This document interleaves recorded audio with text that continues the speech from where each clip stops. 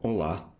Nesse vídeo falaremos sobre as propriedades disposicionais e como isso foi desenvolvido pelo Círculo de Viena e, de modo mais geral, pelos empiristas lógicos. Veremos algumas alternativas e respostas a essas alternativas. Vamos perceber que o problema das propriedades disposicionais é similar ao que temos para o problema da causalidade, embora as propriedades disposicionais pareçam ser ainda mais fundamentais no linguajar das ciências. Vamos lá? Vimos nos vídeos anteriores que a causalidade é um problema filosófico complicado de superar. Então, talvez possamos dispensar o uso da causalidade nas teorias científicas em vista de nós sermos capazes de fazer a antecipação da experiência. É mais importante que as ciências sejam capazes de antecipar aquilo que vai acontecer em função do que conseguimos observar, do que propriamente estabelecer o que causa o que. Porém, um problema muito similar vai ocorrer para algo mais central nas teorias científicas. São aquilo que nós chamamos de as propriedades disposicionais. As propriedades disposicionais são coisas como, por exemplo, a condução de eletricidade ou a dureza de um elemento e, por exemplo, alguma característica psicológica, irritabilidade e assim por diante. Essas propriedades são propriedades que não acontecem precisamente nos objetos em qualquer circunstância. Elas precisam ter alguma outra condição que vai disparar o aparecimento daquela propriedade. Por exemplo, a condução de eletricidade, ela pressupõe que você tem alguma diferença de potencial. O ferro continua sendo condutor de eletricidade, ainda que ele não esteja agora conduzindo eletricidade, da mesma forma que uma pessoa pode ser irritadiça, mesmo que agora ela não esteja irritada. Ou seja, são propriedades que as coisas têm, mas que ocorrem efetivamente apenas sobre certas circunstâncias, ou não ocorrem em qualquer situação. Tanto o problema da causalidade quanto o problema das propriedades disposicionais estão relacionados à distinção entre a implicação da lógica e a relação de causa e efeito. A relação de causa e efeito está muito próxima de como, em muitos casos, usamos a implicação na linguagem natural. Porém, a lógica ela pressupõe que toda proposição tem um valor de verdade, verdadeiro ou falso. E por isso, nós temos uma dificuldade extra que faz com que não possamos caracterizar a relação de causa somente a partir das relações lógicas. Vejamos como que isso acontece com a tabela de verdade. Se nós temos uma proposição x, y, e queremos avaliar x implica y, nós temos que colocar todas as possibilidades de valores de verdade. No caso, nós temos verdadeiro, verdadeiro, verdadeiro, falso, falso, verdadeiro, falso, falso. E como resultado, nas duas primeiras linhas, onde temos verdadeiro, verdadeiro e verdadeiro, falso, o valor de verdade da implicação parece bastante natural. Se tanto a condição como a consequência são verdadeiras, a proposição vai ser verdadeira. Se a consequência acontece, mas a consequência falha, então quer dizer que a implicação falhou. Mas nos casos em que o antecedente é falso, é um pouco mais não natural atribuir valores de verdade.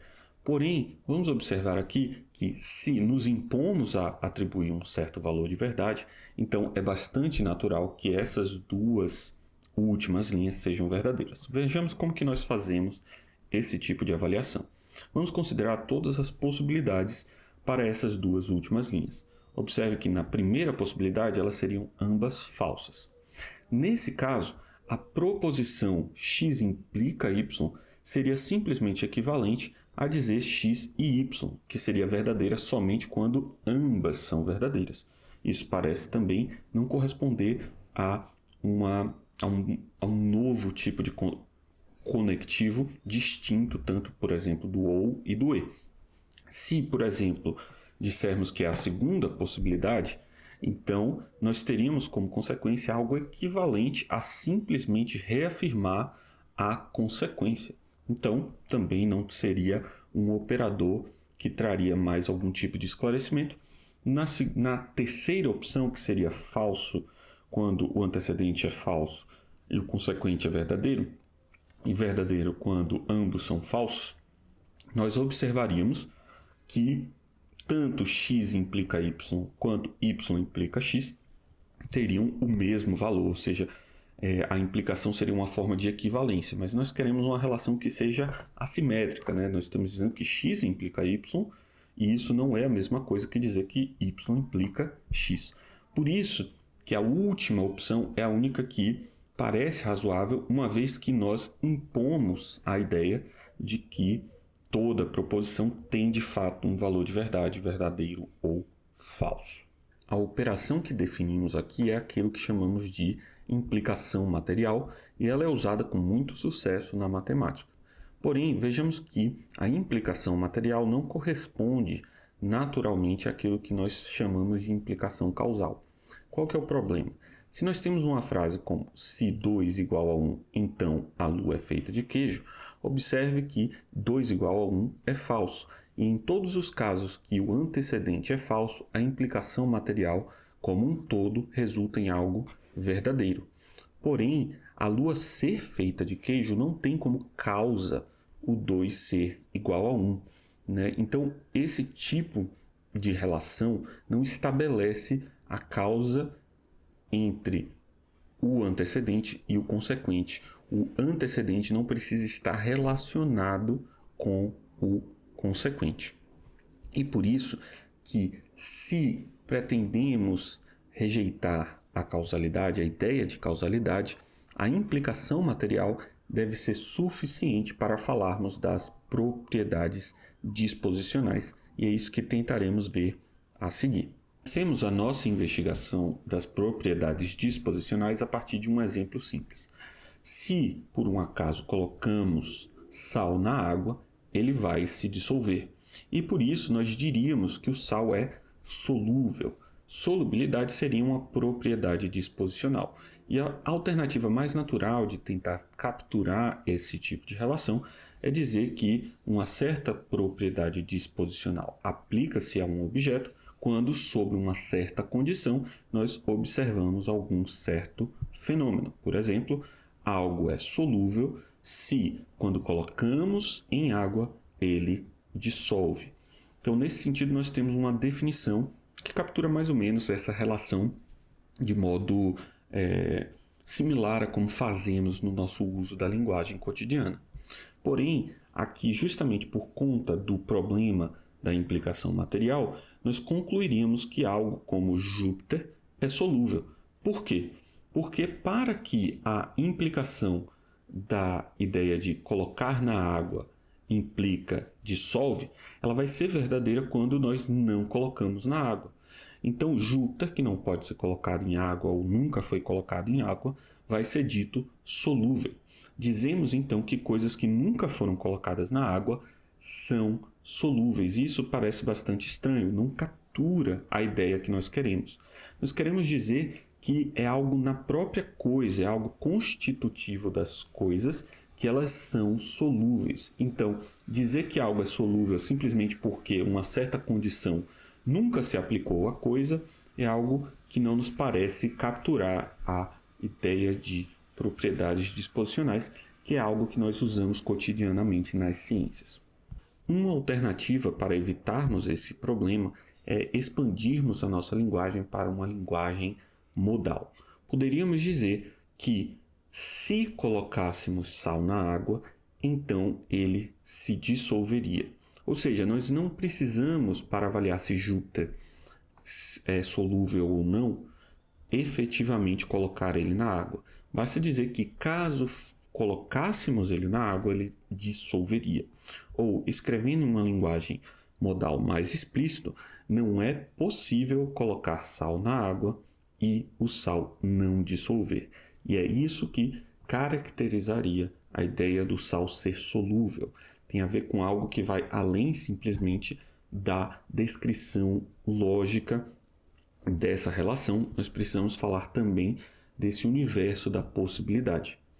Porém, Com esse tipo de solução, nós retornamos ao mesmo problema que nós tínhamos para a causalidade. E é aqui que aparece a relação entre essas duas coisas. O que significa dizer ou falar sobre possibilidades alternativas, possibilidades de coisas que não são de fato presentes? Nesse caso, nós teríamos que falar de uma linguagem metafísica, falar sobre coisas que não estão de fato presentes ou não são observáveis. Mas nós vamos ver nos vídeos seguintes que o Carnap e o Reichenbach têm uma visão um pouco diferente sobre a linguagem modal e a gente vai poder tentar, ou melhor, fazer alguma tentativa de recuperação da linguagem modal dentro dos critérios do Círculo de Viena. Por enquanto, vamos ver alguma outra alternativa que evita essa linguagem modal e foi proposta pelo Carnap. Vejamos como que o Carnap evita o linguajar modal com aquilo que ele chamou de definição parcial. Ao invés de termos as condições necessárias e suficientes para uma definição, nós vamos dizer que a definição ela se aplica somente às coisas que já sofreram de fato a condição, ou seja, dado que a condição da disposição já se aplicou a um certo x, vamos dizer aí que esse x tem a propriedade disposicional quando nós observamos o efeito dessa disposição. Por exemplo, para o caso de um objeto elástico, a propriedade disposicional de ser elástico, se uma certa tensão é aplicada e liberada em um objeto x, vamos dizer que esse x é elástico se somente se o x retorna ao formato original ao fim do procedimento. Nesse caso, nós vamos observar que Júpiter não vai ser caracterizado como solúvel simplesmente porque ele não sofreu aquele tipo de condição. Então, nesse tipo de definição parcial, nós vamos deixar que as coisas que não receberam efetivamente a aplicação da condição vão ser ignoradas, né? Elas não vão ser caracterizadas nem como solúveis, nem como não solúveis, nós simplesmente não sabemos o que é o caso para eles. Só efetivamente faz sentido atribuir a propriedade disposicional quando nós já temos evidências de que a condição se aplicou àquela coisa. Então, é uma definição parcial nesse sentido. Observe que, a partir desse momento, nós podemos indutivamente concluir que coisas semelhantes têm também as mesmas propriedades disposicionais.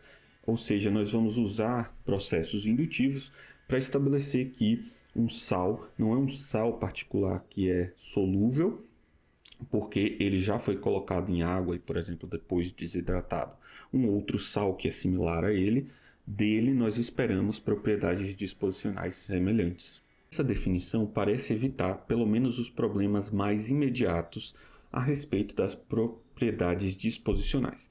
Porém, um filósofo do Círculo de Berlim, o Hempel, propõe uma crítica a essa ideia a partir do que ele chama de múltiplas manifestações de uma disposição. Nós podemos ter, por exemplo, uma certa condição C1 e um efeito M1 que caracterizam uma disposição ao mesmo tempo que outra condição C2 com um efeito M2 caracteriza essa mesma disposição e assim por diante. Um exemplo disso, embora seja um exemplo que tem críticas pela própria caracterização, seria a ideia de uma disposição de inteligência lógico-matemática. Imagine que nós estamos avaliando a disposição de uma certa pessoa de frente a problemas lógico-matemáticos de performar bem ou mal. Nós podemos, para caracterizar a inteligência lógico-matemática, dizer que sobre um certo teste nós temos um certo efeito de uma nota acima de uma certa pontuação. E nós podemos ter diversos tipos de teste e testes que funcionam de modos outros, como por exemplo um certo diálogo e o efeito sendo a tendência de elaborar hipóteses explicativas para os certos problemas. Nesse caso, nós temos o que seria uma propriedade disposicional que pode ser caracterizada a partir de múltiplas condições e efeitos. Mas vamos ver que essas condições e efeitos podem acontecer para coisas bem simples. Vejamos o exemplo que o Hempel tem em mente. A propriedade disposicional que nós vamos tratar é a propriedade de ser magnético. ou seja, a propriedade de ser atraído por certos tipos de campo. Uma das condições que pode caracterizar essa disposição é estar ao lado de um ferro e ter como efeito a atração.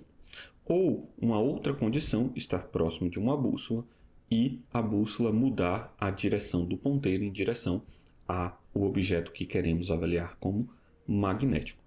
Bom, isso por si só não parece ser um problema. O que acontece é que se avaliamos um pouco mais a fundo, vamos ter uma certa estranheza. Vejamos como que o Hempel faz esse argumento. Observe que nós temos uma condição C1, que implica D se somente se M1 de X, e assim por diante com o C2.